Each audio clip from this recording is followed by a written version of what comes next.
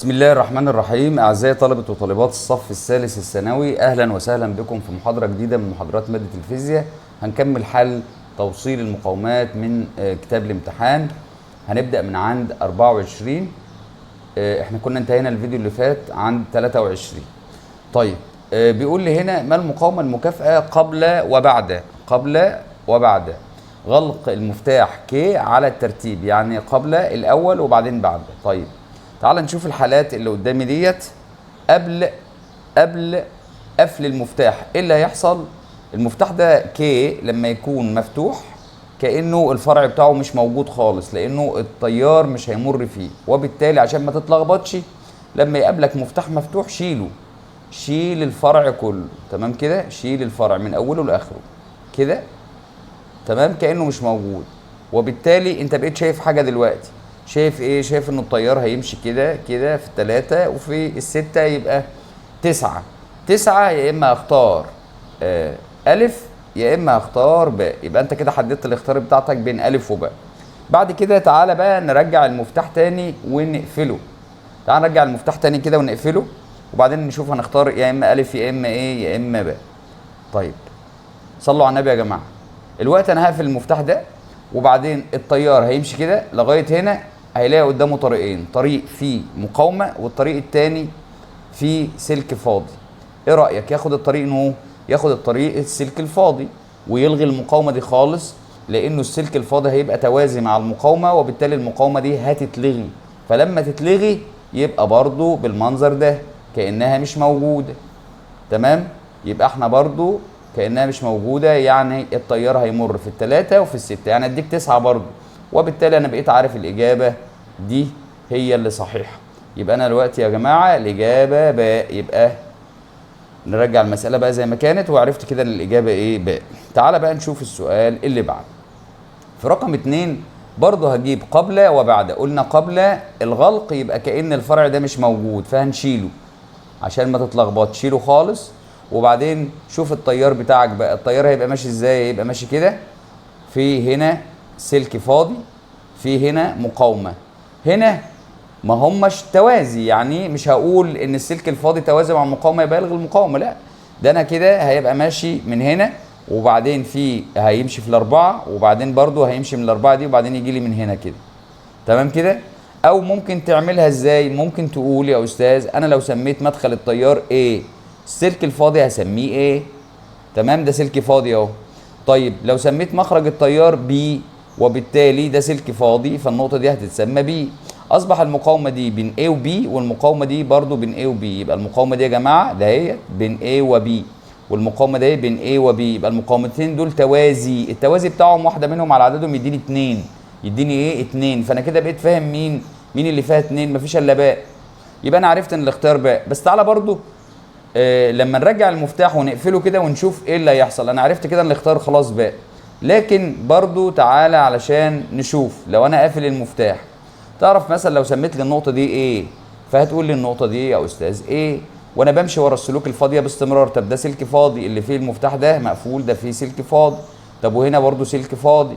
استاذ هي المقاومة دي بين مين ومين؟ بين A و A يبقى تتلغى. طب ما دي برضو بين A و A تبقى تتلغى. يعني انا دلوقتي دي تتلغى ودي تتلغى، وبالتالي المقاومة صفر. فعلا المقاومة تطلع هنا صفر، والتيار كان هيمشي كده وينزل من السلك الفاضي، وبعدين يحود هنا، وبعدين يطلع من هنا. تمام كده. وبالتالي الإجابة باء هي اللي صحيحة. تعال نشوف اللي بعدها. اللي بعدها بتقول ايه؟ برضو نفس الكلام، قبل وبعد. طب قبل يبقى انا كده هضطر ايه؟ اشيل الفرع اللي فيه المفتاح المفتوح، يعني الفرع ده كله هيتشال، اللي فيه المقاومة 8 دي هتتشال. وبعدين هنرقم الدايرة بتاعتنا. تعال نرقمها كده. لو انا مثلا داخل من هنا، ده القطب الموجب، تمام، النقطة دي تبقى قطب موجب عادي لان دي سلك فاضي خلاص، تمام. طب وهنا القطب السالب، او كنا نسميهم A و B عادي جدا، خلاص النقطة دي سالبة لان سلك فاضي. طب انا لما اعدي من هنا لهنا، لا يا استاذ انا لازم اغير الحرف، بدل ما يبقى موجب مثلا ممكن اسميه A، بس هنا سلك فاضي، يبقى النقطة دي A. وبالتالي انا ممكن اقول ان انا عندي كده 3 نقاط، نقطة موجبة اللي هي مدخل التيار، ونقطة سالبة اللي هي مخرج التيار، وفي نقطة اسمها ايه كده عندي هنا كده.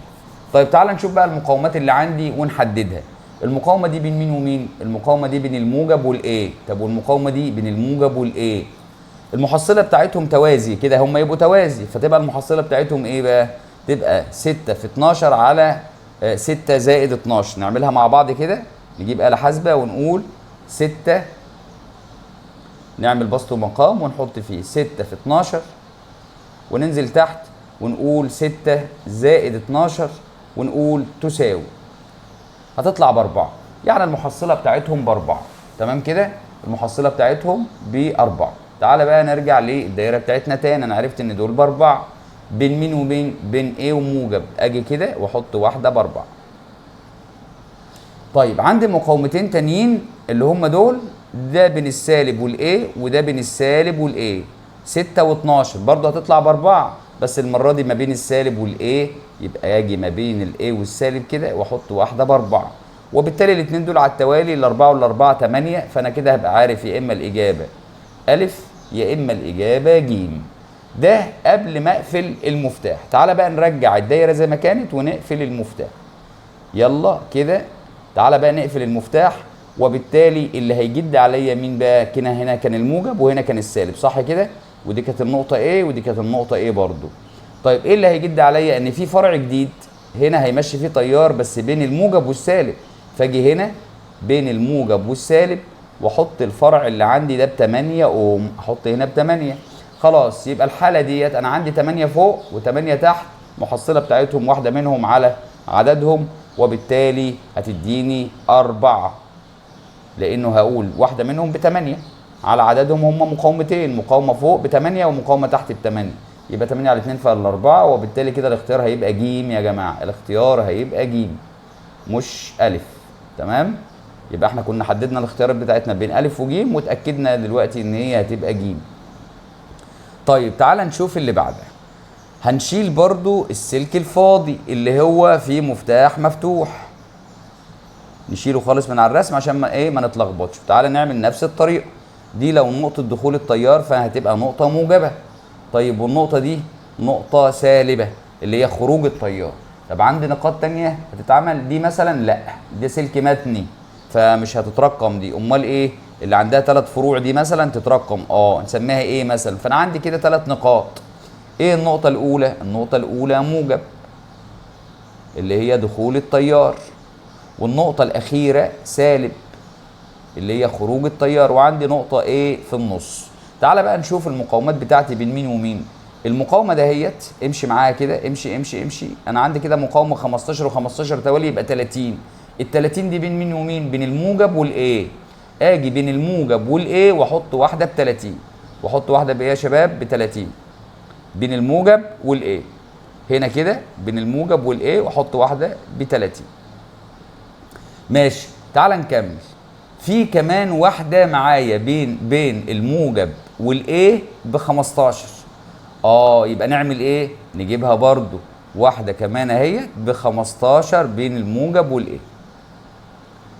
كلام جميل. طب عندي كمان 2 اللي هم دول بادئين من عند الموجب لغاية السالب، ودي بادئة بين الايه والسالب، الايه والسالب. طيب تعالى على الايه والسالب الاول نحط واحده اللي هي بقيمتها 5 دي،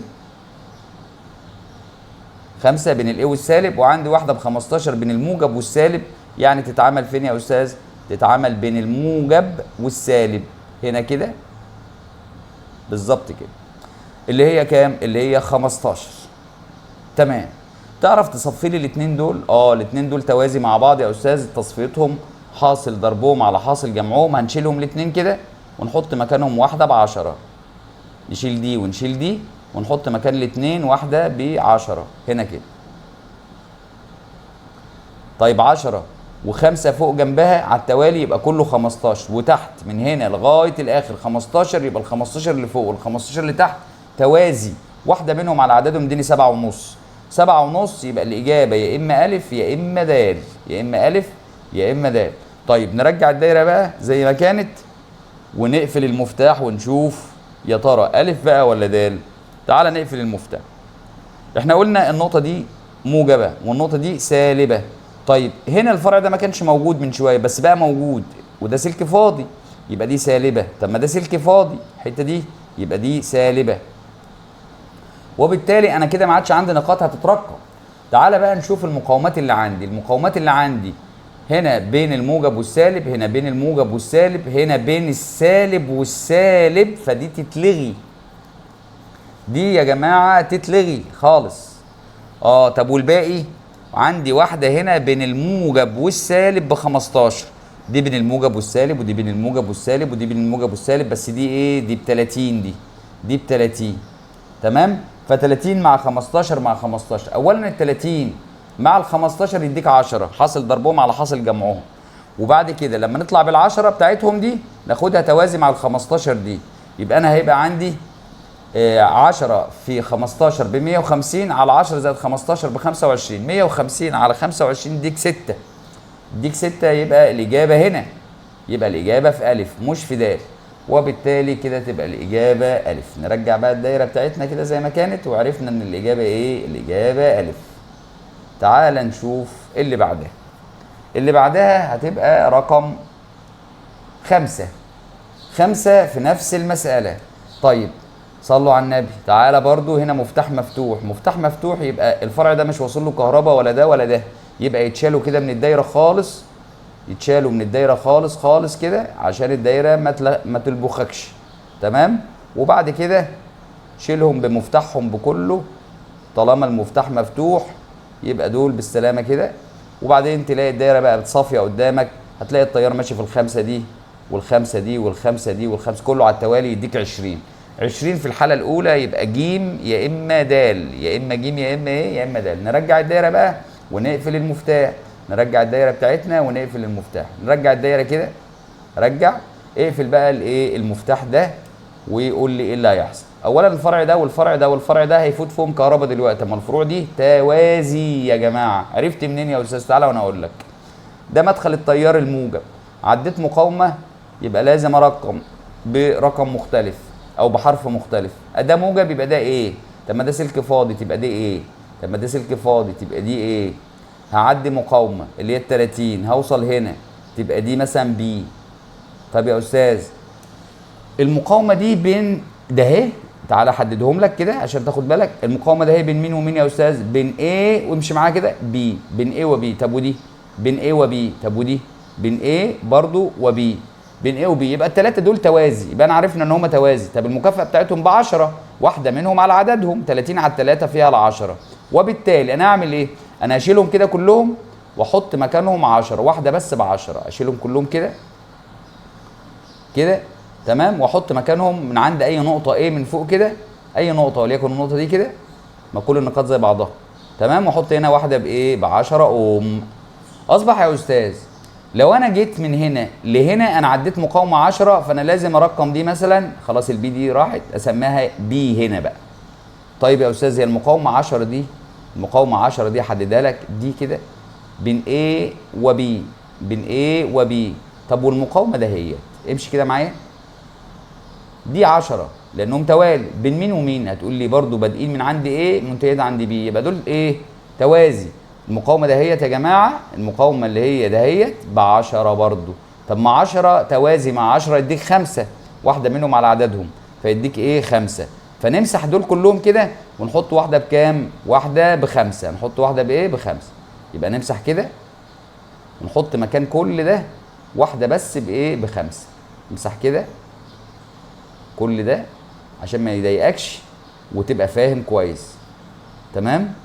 ونحط واحده، اتفقنا نحط واحده بكام؟ هنحط واحده ب5. خلاص تعالى نحط واحده ب5 كده هنا. هتلاقي التيار بقى ماشي ازاي؟ هتلاقي التيار ماشي من 5 داخل على ال5 دي، داخل على ال5 دي، يبقى 15. الاولى كانت ب20 والثانيه ب15، يبقى الاجابه ج. نرجع بقى الدايره بتاعتنا زي ما كانت، وعرفنا كده ان الاجابه ايه؟ ج، ما هياش د. الاجابه ج. اللي بعدها بسم الله الرحمن الرحيم. تعالى برضو نفس القصه.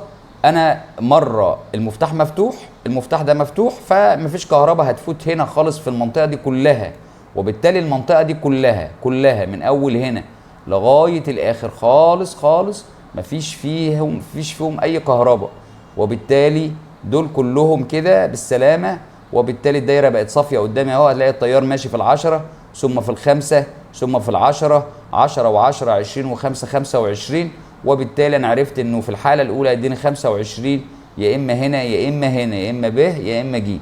طب ارجع الدايره بتاعتي واقفل المفتاح بقى. تعال نرجع الدايره كده ونقفل المفتاح ونشوف هنعمل ايه. تعال نقفل المفتاح كده، المنطقه دي هيدخل لها كهرباء خلاص. فتعال نشوف. انا لو سميت دي موجب لان ده مدخل التيار وده سالب مخرج التيار. تعال بقى، انا عديت هنا كام؟ عديت العشرة، عديت مقاومه يعني، فهسميها ايه مثلا. طيب وبعدين عديت كمان واحده 2.5 فهسميها بي.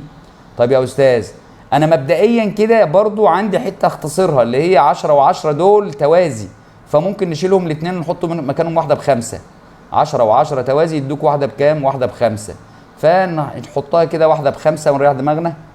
تمام كده، واحده ب5 هنا كده 5 اوم. تمام كده. طيب النقطه دي بي، لما اعدي هنا عند النقطه دي انا بقى اسميها سي. تمام، هسميها سي. انا عندي كام نقطه دلوقتي؟ انا عندي يا استاذ موجب وايه وبي وسي وسالب. انا عندي 5 نقاط، عندي 5 نقاط ممكن نعملهم كده. ادا الموجب وده السالب، وبعدين عندي A وبي وسي. تعالى كده نحدد المقاومات بتاعتنا. الاولى دي 10 بين الموجب والايه. تعالى نكتب برضو الايه، النقاط اللي احنا كنا عملناها. النقاط اللي احنا كنا عملناها اللي هي دي موجب ودي ايه، وقلنا دي سالب، اخر واحده دي سالب. تمام كده. لحظه واحده يا عم الحاج كده. طيب دي سالب، وبعدين عندي كمان نقطه بي وعندي كمان نقطه سي. انت قلت لي ما بين الموجب والايه واحده ب10، فنحط واحده هنا ب10. ماشي. في بين الموجب والايه حاجه تاني؟ لا. طيب تعال نكمل. بين A وبي في واحده ب2.5.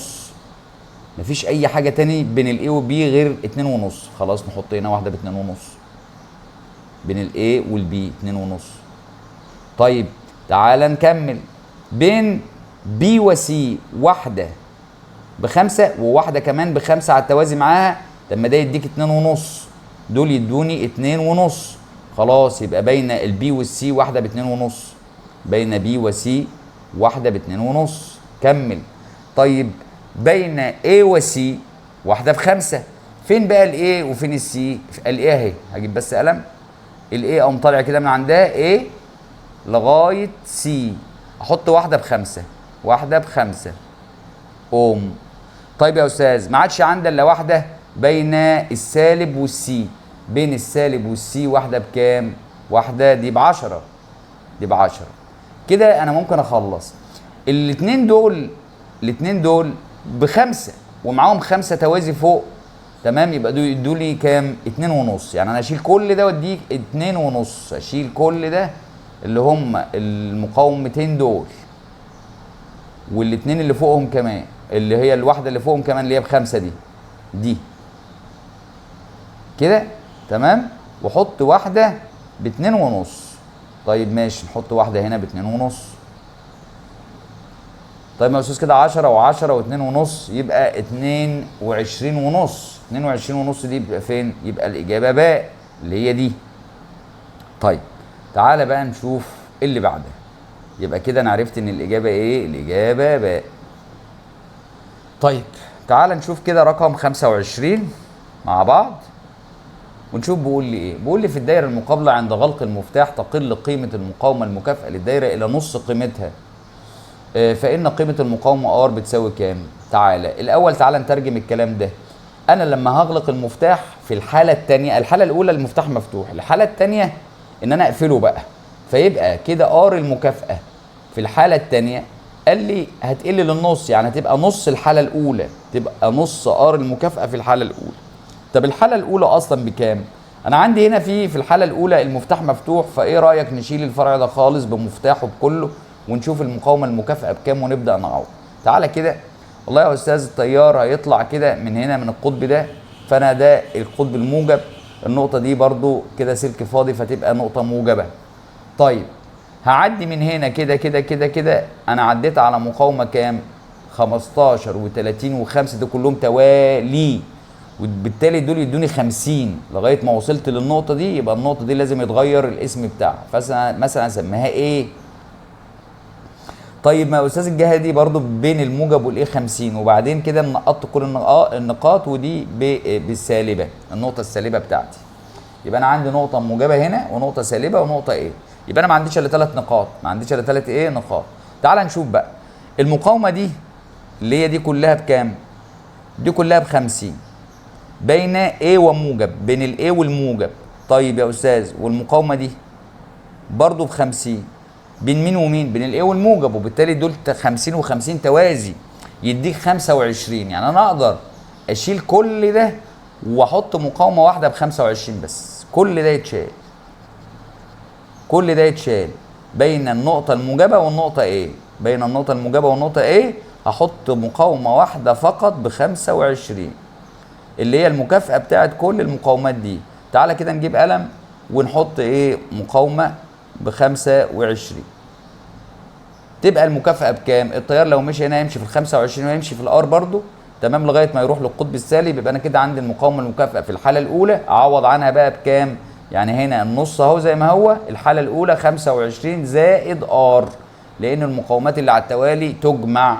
طيب هرجع الدايرة بتاعتي بقى زي ما كانت، وتعالى نشوف الحالة الثانية اللي هي ار 2 دي هنعوض عنها بكام، اللي هي دي. أنا هقفل المفتاح كده، وبعدين ده القطب الموجب وده القطب السالب، امشي كده فده الموجب. طيب هعدي مقاومه، هل بقى هنا انا كنت شايل الفرع ده المره اللي فاتت فكنت وصلت للنقطه دي مره واحده، لا انا هيقابلني هنا نقطه فانا هسميها ايه، وطالما ده سلك فاضي يبقى النقطه دي ايه برضو.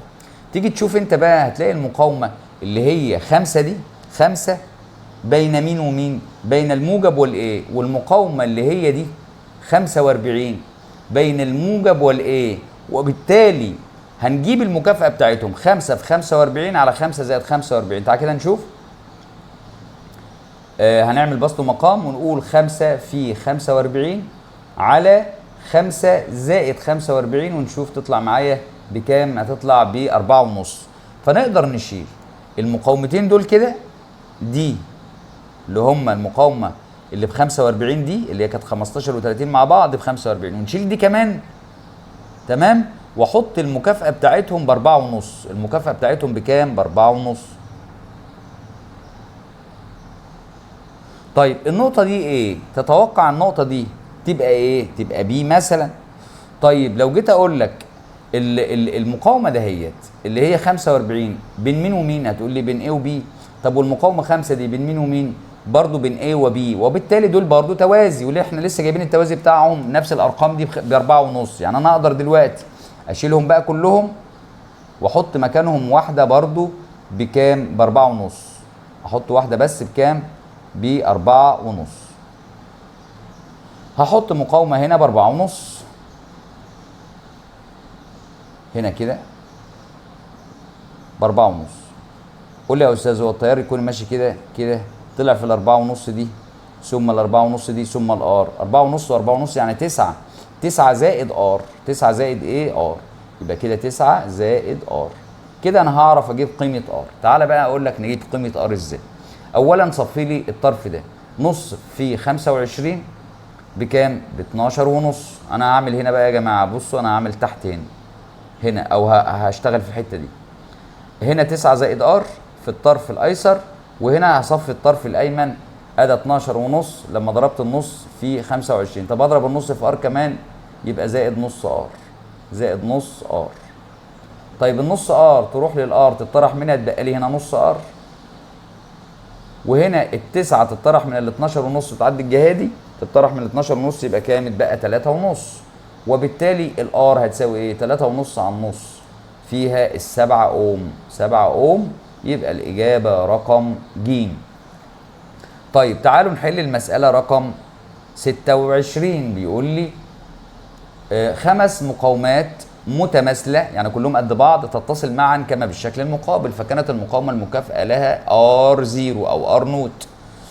فاذا اعيد توصيل ال5 مقاومات بعده طرق فاي من الطرق من طرق التوصيل بالاشكال التاليه تجعل المقاومه نص R نوت. طيب نص ار نوت، هي كانت ار نوت الاول وبعدين هخليها نص ار نوت. طيب اعملها ازاي دي بقى يا جماعه؟ تعالوا نشوف هنعمل ازاي. صلوا على النبي. دلوقتي انا هخلي المقاومات هي مقاومات متماثله، انا هخليها بواحد مثلا، ده واحد وده بواحد وده بواحد وده بواحد، ده بواحد وده بواحد وده بواحد وده بواحد، ماشي. طيب الاثنين دول توازي مع بعض يدوني كام؟ يديني نص.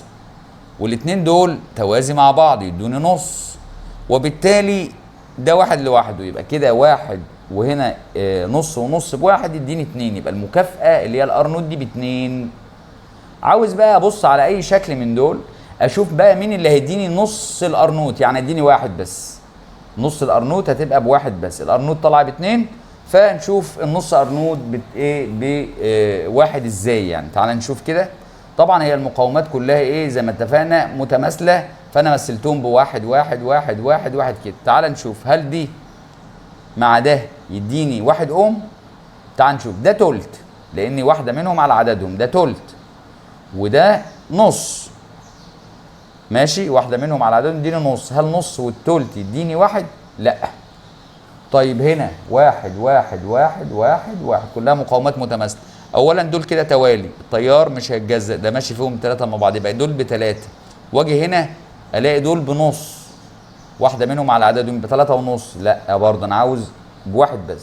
طب ودي واحد واحد واحد واحد وبعدين ده واحد لوحده، دول واحده منهم على عددهم لانهم توازي، يعني واحده على اربعه، زائد هنا دي بواحده يبقى واحد وربع، يبقى برضه لا.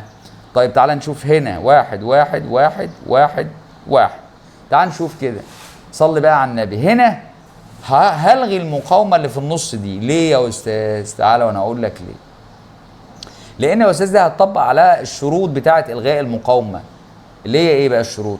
اولا اول شرط ان لو لقيت 5 مقاومات او اكثر هبدا اشك ان انا هلغي واحده، والواحده اللي انا هلغيها دي لا تكون متصله لا بمدخل ولا بمخرج التيار. طيب الوحيده اللي مش متصله بالمدخل ولا بالمخرج هي المقاومه دي، وتكون نسب المقاومات حولها متساويه، ده الشرط الثالث. طب اقسم كده واحد على واحد بواحد، طب اقسم ده كده واحد على واحد بواحد، طب اقسم من هنا واحد على واحد بواحد، او هنا من واحد على واحد بواحد، وكده النسب ايه متساويه، يبقى كده هتتلغي. ولما تتلغي يبقى شكل الدايره ازاي بقى؟ دي تتلغي يعني تتشال من على الرسم، وبالتالي التيار هيمشي ازاي؟ تعالى وانا اقول لك. التيار هيخش من هنا كده يتجزأ هنا، يبقى ويمشي هنا، يبقى الواحد والواحد دول توالي باتنين. طب والجزء الثاني هيمشي هنا، يبقى الواحد والواحد دول برضو توالي، يبقى هنا برضو باتنين. الاتنين دي مع الاتنين اللي تحت توازي، واحده منهم على عددهم، يعني اتنين على عددهم اتنين يديك واحد، يبقى ديت اللي بتديني النص ارنوت بواحد اوم. يبقى الارنوت كانت طالعه باتنين اوم، يبقى النص ارنوت طالعه بواحد اوم، يبقى الاجابه د. الاجابه د. تعال نشوف اللي بعدها. هنا بيقول انه في عندي 4 مقاومات متماثله تم توصيلها بطرق مختلفه كما بالاشكال التاليه، فاي من هذه الاشكال تكون المقاومه المكافئه بين النقطتين اكبر قيمه. تعال نشوف. في الامور دي هو طالما قال لك متماثله ادي انت اي قيم سهله بالنسبه لك، مثلا قول واحد واحد واحد واحد، وتعال نشوف القيمه المكافئه هنا بكام. النقطه دي ايه؟ فده سلك فاضي خلاص، يبقى دي ايه؟ امشي بقى مع السلك الفاضي، فالنقطه دي تبقى ايه؟ النقطه دي بي، فالنقطه دي برضو بي، فهنا النقطه دي برضو بي. المقاومه دهيت دي بين A و B، المقاومه دي بين A و B، والمقاومه دي كلها اللي هي باتنين بين A و B. طيب يا استاذ بقى عندي واحد وواحد واتنين كله على التوازي، كله على الايه؟ على التوازي، تمام؟ طيب نعملها ازاي؟ واحد مع واحد هيديني نص، والنص ده هيبقى مع الاتنين توازي. تعال نشوف النص مع الاتنين نعمل ازاي. بسط مقام ونقول نص في 2 على نص زائد 2 يعني 2 ونص تساوي كام؟ هتساوي 2 على 5 يعني 4 من 10، يعني كام يا اولاد؟ يعني 4 من 10، يعني دي هتديني 4 من 10 اوم. طيب مثلا احنا طبعا احنا اللي مفرضين الارقام، افرض اي ارقام هتطلع نفس الايه القيم يعني. طيب انا برضو فارض نفس الارقام هنا، واحد واحد واحد واحد، وتعالى نشوف برضو دي النقطة A، دي هتبقى النقطة A، ده سلك فاضي، يبقى دي نقطة A، دي نقطة B، فدي B، فهمشي هنا بقى مش سلك فاضي، هنا بقى مش سلك فاضي، اوعى تقول دي B بقى. لا دي هسميها C مثلا، دي هسميها سي. فانا دلوقتي لما احب احدد دي بين A وسي، ودي بين A وسي برضو، اما دي بين B وسي اللي هي تحت بين B وسي، تمام، ودي بين A وB. طيب يبقى انا عندي هنا 3 نقاط بحطهم كده. اهم حاجه عندي المدخل A والمخرج B، اما النقطه C هي اللي في النص. تمام. بين A وسي في عندي مقاومه بواحد، وفي عندي مقاومه كمان بواحد هنا، فواحد مع واحد دول الاتنين كده توازي، وبالتالي اديك نص. طيب خلصت من الاتنين دول. بين C وB في واحده بواحد، بين A وB في واحده بواحد. ماشي. طيب انا عندي فوق واحد ونص وتحت واحد، واحد ونص مع واحد يبقى على الاقل حاسبه كده نعملهم، واحد ونص في واحد اللي هو هيبقى واحد ونص زي ما هو، على واحد ونص زائد واحد يبقى على 2 ونص، على 2 ونص تساوي كام؟ تساوي 6 من 10. يبقى هنا هيديني 6 من 10، 6 من 10 اوم. تمام كده؟ يبقى انا عرفت دي وعرفت دي. بعد كده تعالوا نشوف دي برضو. ادي واحد واحد واحد واحد، النقطة دي ايه، فانا هسمي دي ايه، مفيش هنا اسلاك فاضية، فهسمي دي سي. طيب دي سي زي ما هي عشان ده سلك فاضي الحتة دي، وبعدين ده بي، كده كله اترقم. فانا عندي 3 نقاط، وبالتالي انا عندي ادا الاي ودا البي ودا السي. ادا الاي ادا البي، اوعى تنسى ان ده مخرج التيار وده مدخل التيار، وده النقطة سي. طيب تعالى حدد معايا كده، هي دي بين مين ومين؟ ده بين A وسي. طب ودي بين A مين ومين؟ بين A وسي، يبقى دول توازي اديك نص.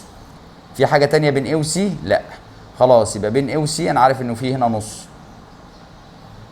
طيب يا استاذ بين سي وبي، بين سي وبي في واحدة بايه؟ في واحدة بواحد. وبين سي وبي في واحدة بواحد برضه، يبقى هنا يديني نص، لان دول هيبقوا على التوازي بين سي وبي، ودي برضو بين سي وبي، واحد مع واحد توازي يديك ايه؟ يديك نص، وبالتالي هنحط هنا برضو نص. نص مع نص يديك ايه؟ واحد صحيح. طيب تعالى نشوف دي بقى، ده واحد وده واحد وده واحد وده واحد. تعالى بقى ايه نرقم. النقطة دي ايه، فدي ايه، هنا في مقاومة، اوعى تقول دي ايه، لا.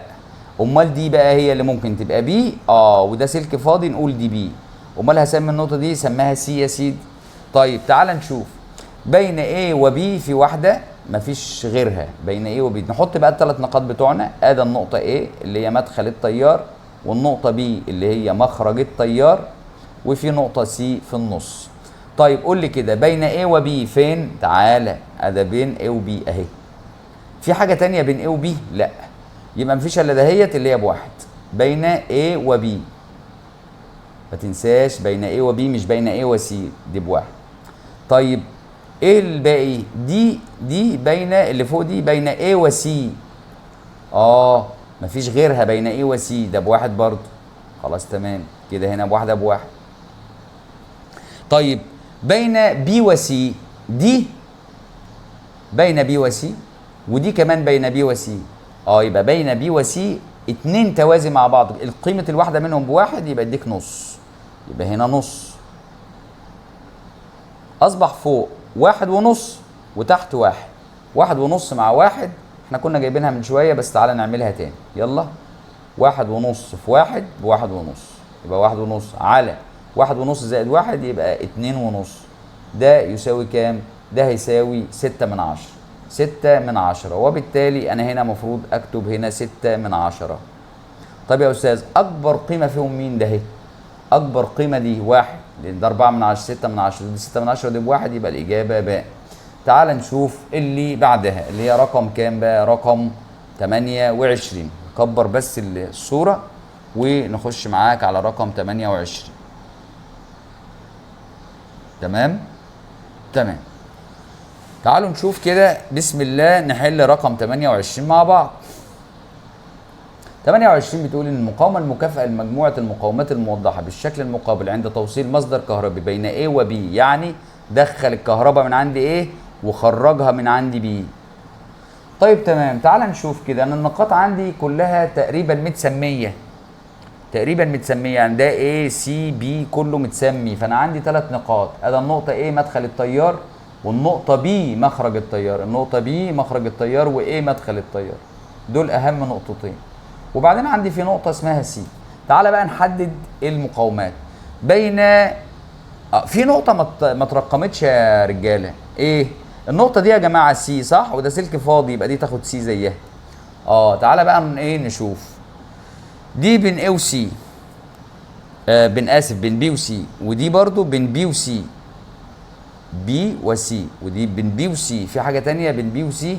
لا، اللي تحت دي بين بي وايه، ودي بين ايه وسي. لا مفيش اي حاجة تانية. 18 و9 التوازي بتاعهم بين بي وسي، التوازي بتاعهم ب6. اضرب حاصل ضربهم على حاصل ايه جمعهم، هيبقى بين بي وسي في واحدة بكام؟ في واحدة ب6. ماشي. طيب تعال نشوف الباقي. دي بين A و A يا استاذ، دي بين البي والاي، واحده ب8. A و B مفيش اي حاجه غير ال8. خلاص تعال نشوف برضو في واحده هنا بين A والبي ب8. نعمل كده بين A والبي هنا كده، واحده ب8. طيب باقي لي 2 بين مين ومين؟ بين A وC، ودي برضو بين A وC. 3 و6 على التوازي بين A وC يديك 2، يبقى دي ب2. طيب هنا تحت كام؟ 6 و2 8، وفوق 8 لوحدها توازي. 8 مع 8 يديك 4. 8 مع 8 يديك ايه؟ 4. طيب النقطة التانية قال لي ايه بقى؟ همسح كده وبقول لي طب وصل لي بقى التيار المرة دي بين مين ومين؟ بين سي وبي. يعني دخل التيار من سي وخرجه، ادي سي، وخرجه من عند البي. ماشي زي ما اتفقنا. هنا دي نقطة سي برضو لأن ده سلك فاضي من فوق لتحت، فالسي فوق يبقى سي تحت. طيب تعالى، هل هتفرق؟ تعالى نشوف تفرق ولا ما تفرقش. أنا عندي نقطة دخول التيار اسمها سي، وخروج التيار اسمها بي، تمام كده. وعندي نقطة هنا اسمها ايه، حطها هنا بقى. طيب تعالوا نشوف بين سي وبي. سي وبي في واحدة ب18. بين سي وبي برضو في واحدة ب9. طب بين سي وبي في أي حاجة تاني؟ لا. يبقى بين سي وبي 18 وال9 دول على التوازي، وبالتالي مكافئتهم 6. ماشي، خلصنا من دي ومن دي. في واحدة بين A وC ب3، وفي واحدة بين A وC ب6 اللي هي دي ودي. التوازي بتاعهم ب2 بين A وC هنا ب2. تمام. في واحدة بين A وB ب8. A وB في واحدة ب8. أنا عندي فوق كام؟ أنا عندي فوق 10 وتحت 6. يبقى حاصل ضربهم على حاصل جمعهم 10 في 6 على 10 في 6 على 10 زائد 6 اللي هي 16 يعني. تمام. يديني كام؟ يديني 3.75%. فين بقى 3.75% دي؟ الإجابة ألف. الإجابة ألف. تمام. طيب نكتفي بقى علشان الفيديو برضو ما يبقاش طويل وايه ما تملش مننا، ونعمل لك فيديو سريع عن بكره ولا بعده على السريع من عندي رقم 29. السلام عليكم ورحمة الله وبركاته. كان معاكم مستر وليد من قناة فنون العلوم.